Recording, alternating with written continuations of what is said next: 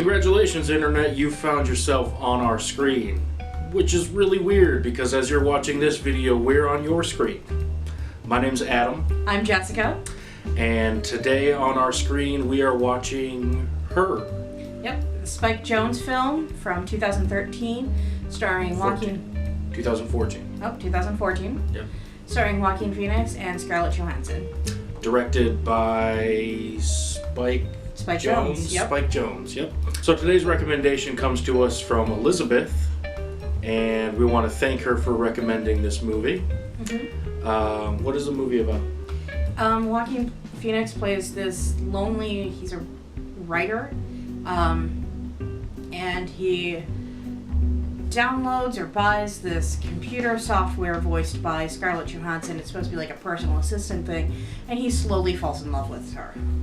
It's like the Amazon Echo or the Google Home before that was a real thing. Mm-hmm. Yeah. Basically just like that, and yeah.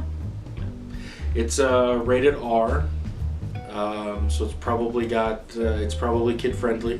Take your kids to this movie. That's not what R means. That's G. Oh, I thought it meant like, are the kids gonna have a good time with this movie? Yes, they are. No, that's not what that means. R usually means language or nudity or sex, or sometimes all of the above. Yes. Also sometimes excessive violence. All right, it's a little bit over 2 hours long. So where's our remote? Here it is. All right, we're going to rent this on ye old television. I'm just not old. It's how we're able to rent things from it. It's a joke. Ye old television. Oh, okay. I'm sorry. I just assumed that, like me, the internet is going to be confused by your attempts at humor. I'm hilarious. He's not. Hilarious. Okay. You ready to watch this? I'm ready. Let's watch Her. Maybe. It's thinking. Go. Warner Brothers Pictures.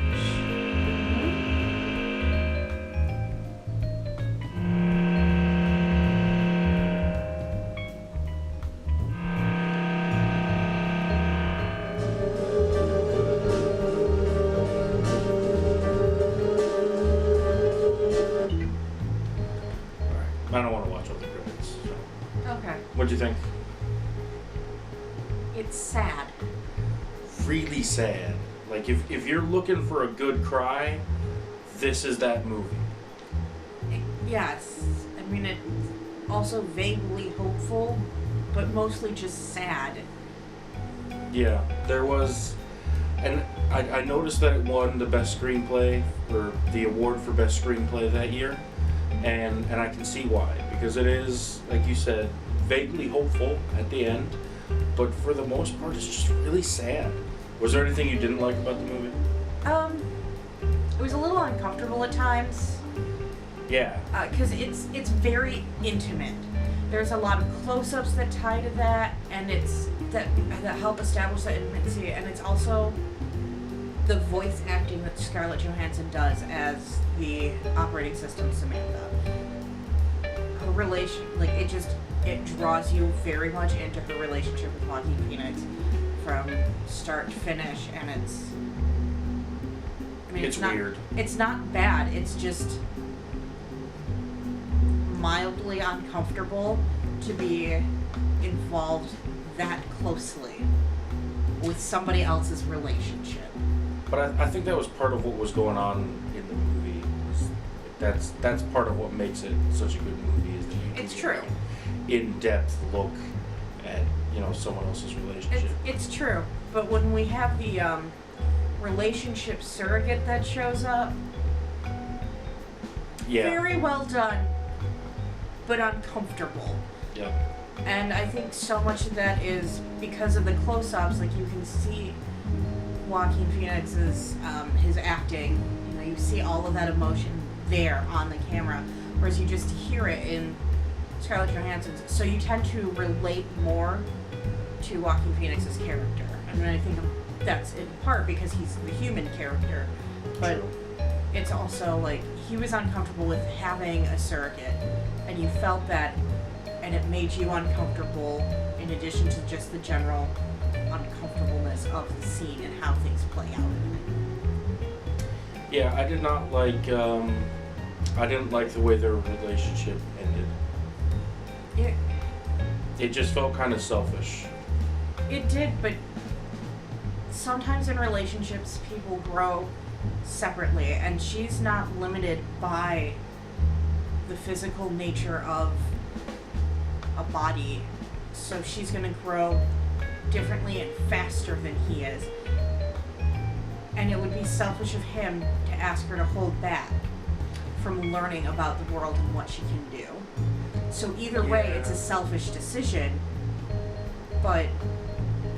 The movie raised a lot of interesting philosophical questions about like artificial intelligence and potential relationships with artificial intelligence, but it was just really, at times, a little uncomfortable, but ultimately just a very sad movie. Mm-hmm. A sad love story, nonetheless. So, I mean, if that's what you're in the mood for, great choice. I would definitely recommend watching it. I would absolutely recommend watching it because it brings up a lot of like the nature of relationships and love and what is it, what are its boundaries, are there boundaries? And really makes you think about some things. Mm-hmm. It's also, I don't think it won any awards, but it also had some great cinematography in there. Yeah. You know, some of the background imagery and just, you know, the camera angles and lighting choices combined just made it feel, it did a very good job of trying to convey, you know, what it was trying to feel. What I did not like was a mustachioed Chris Pratt. That was really creepy. Chris Pratt does not look good in a mustache. He kind of looks like a blonde Ron Swanson, if you're familiar with Parks and Rec. And that's probably where weird. Most people know him from is from Parks and Rec or Guardians of the Galaxy. But just really, he looks... I know there's a stereotype against guys with mustaches, but he definitely looks like that stereotype. But you know what's interesting is Joaquin Phoenix also has a mustache. So the two guys that you actually see in this, I mean, there's one other guy, but he's much more minor. They both have mustaches, and I thought that was interesting. Like, I didn't really notice it watching the movie, but now that we're talking about it... Yeah, I didn't notice it. I didn't make that connection either, that they both have mustaches. They do. That's weird. Okay. Yep. Well, anyway, that's what we thought of 2014's Her. Thanks again to Elizabeth for suggesting that. Make sure that you like this video and share it all over the web and the world. Subscribe To our below. channel. Tell us what you want to see next, and we'll watch it and give you our thoughts. Okay. All right. Yeah. Bye. Bye.